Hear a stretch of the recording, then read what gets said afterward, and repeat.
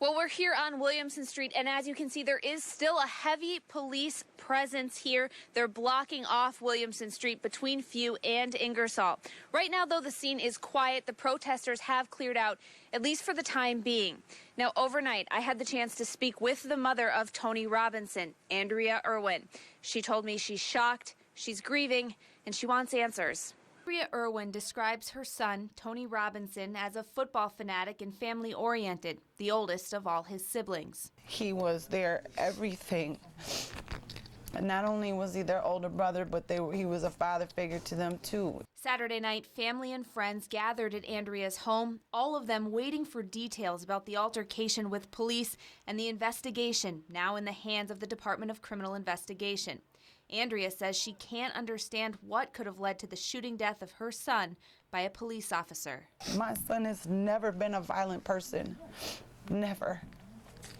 And to die in such a violent way, it baffles me. Andrea, who rushed to the hospital when a family friend told her Tony was shot, says so far she's not been able to see her son. She says she needs to say goodbye.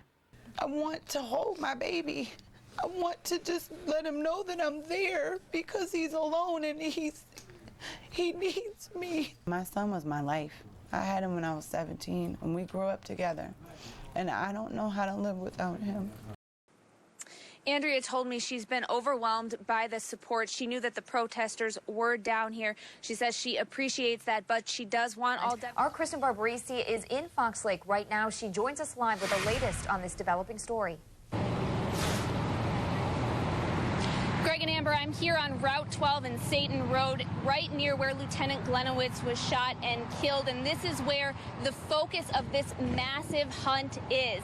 You can see police presence all along Route 12. There are state, local, and federal officials. We've seen several canine units just from where we are. We also hear the helicopter flying over, assisting in this search. Again, they're looking for 3 suspects in this shooting. Police say they're described as 2 white men and 1 black man. Now, in addition to this police presence, we're going to look over here to my right. There's a growing show of community support. People are gathering, holding signs saying, "Pray for our brothers in blue. We support our brothers in blue." They're down here. They're even offering water to some of the people that are assisting in the search.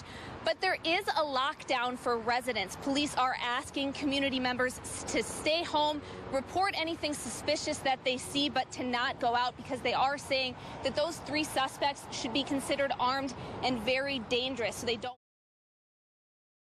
1, 2, 3. We are officially This is where you meet people that they're as passionate about it as you are, you know what I mean? I like looking at people's costumes and seeing the kids' reaction. I'm Deadpool. Star-Lord. I look around and I see all these thousands of people coming here today who are of like mind and like spirit, that love pop culture, and that's what we're here to bring our attendees. A pop culture festival. Here we go, and everybody go! It's great to have a show like this, and especially in your hometown. But there's some really incredible artists and writers and talented people who came here. Not to mention the celebrities who are here. So it's a great pop culture event. You shall not pass. It's nice to have one in your home state, and you don't have to drive so far, and it's awesome. I mean, you get to meet some of the local people that are just dying for something like this. When my guys came back from Madison, they said, we're going to have a great show. Hold on. Let me take a look. It takes some tweaking. We want to get that working before we go up in the air. And some preparation. First, we walk out and set everything up.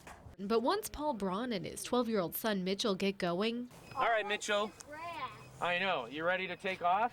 The sky's the limit.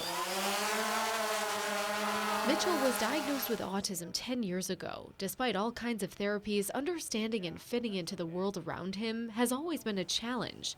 But flying has changed that. And given that my son and others on the autism spectrum are so visual, the thought occurred to me that why don't we let them get access to this? As Braun has seen in his work as a geographer, drones are used often for mapping, but now have become an outlet for this group of area kids who struggle with social skills. You got one guy saying turn left, turn right, and the other one flying. This project gives kids a whole new perspective on their world. From high up in the sky, they get a chance to see their world in a whole new way. It's a good way, a sort of a practical way to help you sort of convey what it means to look at something and see it differently than your spouse or your friend or your workmate. They call it Taking Autism to the Sky, or TATS. The kids work on every aspect of the drones, building, piloting, navigating, then analyzing and editing the beautiful video they capture, bringing them together for one common interest.